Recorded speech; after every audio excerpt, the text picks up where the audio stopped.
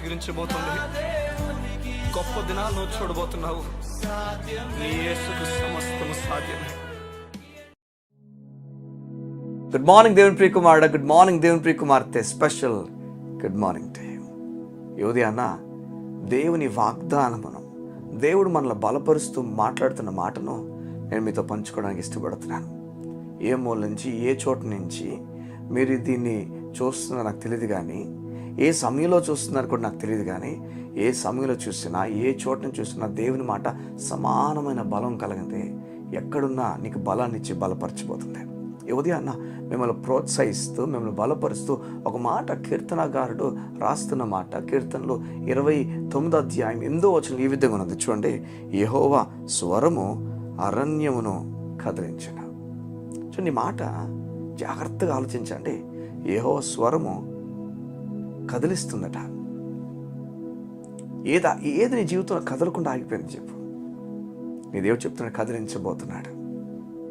దేవుని స్వరం కదిలిస్తుందట. చూడండి, మన చేత్తో కదిలించాలి. మనం చాలామందికి అంటే ఒక వస్తువుని కదిలించాలంటే మనం చేత్తో కదిలిస్తాం, లేకపోతే కొంతమంది కాలుతో కదిలిస్తారు. కానీ దేవుడు అలా కాదు, స్వరంతో కదిలిస్తాడు. నిజమిదే. నీరు ద్రాక్షరసంగా మారిపోయింది యేసు చెప్పిన మాట వల్ల. పేతురు చెప్తాడు, పేతురు రాత్రి అంతా శ్రమపడ్డావు నాకు తెలుసు, ఇదిగో వెళ్ళు, నేను చెప్పిన చోట వలవి అంటే బైబిల్ చెప్తుంది పేతురట ఆయన మాట చొప్పున వల వేశాడని. సంగమా, ఆయన స్వరము ఈ ఉదయమున దేవుడు తన స్వరము నీకు వినిపిస్తున్నాడు. నీకు చెప్తున్నాడు, నువ్వు భయపడద్దు, నువ్వు పిరికివాడగా ఉండొద్దు, అధైర్యపడద్దు.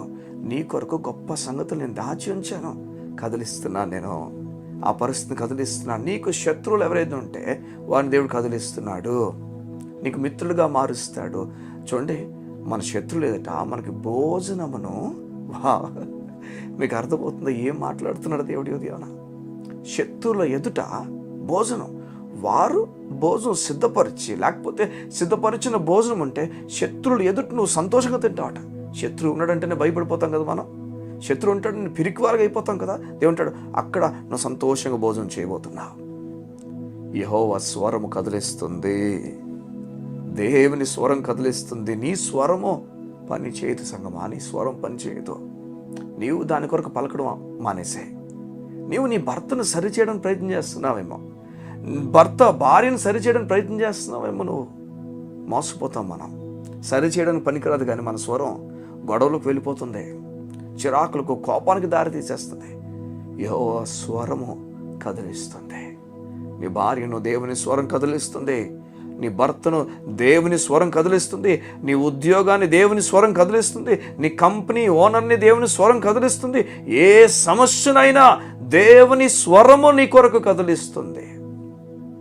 నువ్వు కదిలిపోతున్నావేమో ఈ ఉదయాన్న ఏ విషయంకైనా, నువ్వు అటు ఇటు వణికిపోతున్నావు ఏ విషయానికైనా, నువ్వు నమ్మాలి. దేవుడు నిన్ను ఎలా ప్రేమిస్తున్నాడో నమ్మాలి. ఆయన మనం అటు ఇటు తిరుగుతుంటే ఎక్కడ నిలబడాలో మనకు అర్థం కాక అటు ఇటు సతమతం అయిపోతుంటే మీకు తెలిసి ఏం చెప్పాడో? రా, నా ప్రేమ యందు నిలిచిండు అని చెప్పాడు. చూసారా, ఎక్కడ నిలబడాలో అర్థం కానప్పుడు ఎక్కడ నిలబడాలో ఆయన చెప్తున్నాడు, నా ప్రేమ యందు నిలబడ. ఆ ప్రేమ నీకేం చెప్తుంది తెలుసా?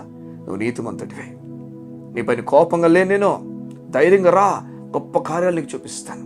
పాపము కొట్టివేయబడింది, శాపము కొట్టివేయబడింది, నీ పైన కోపం కొట్టివేయబడింది. సిలువ నీకు చెప్తుంది, నిన్ను దేవుడు ప్రేమించుచున్నాడు.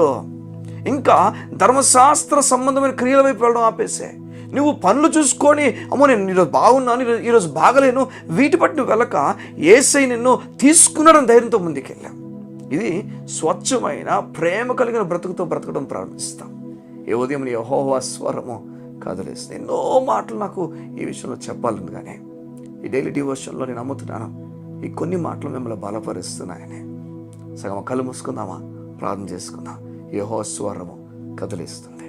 మా ప్రియ పరలోకపు తండ్రి, నీ బిడ్డల జీవితంలో నీ స్వరం సరిపోతుందని నిదాసనగా నా ద్వారా వారితో మాట్లాడాం. అయ్యా, ఏ విషయంలో అయితే వారు గలిబిలైపోతున్నారో ఆ విషయాల్లో నీ స్వరము కదిలించునుగాక. యేసు నామములో వారికి విశ్రాంతినిచ్చునుగాక. నెమ్మదిని ప్రకటించు బలమైన నీ శక్తి ఇప్పుడే ప్రతి పరిస్థితిని మార్చునుగాక. యేసు నామమున ప్రార్థించుచున్నాను తండ్రి. ఆమేన్, ఆమేన్, ఆమేన్. సగమా ధైర్యంగా ఉంటావు. దేవుని స్వరం కదిలించిపోతుంది. God bless you. See you tomorrow.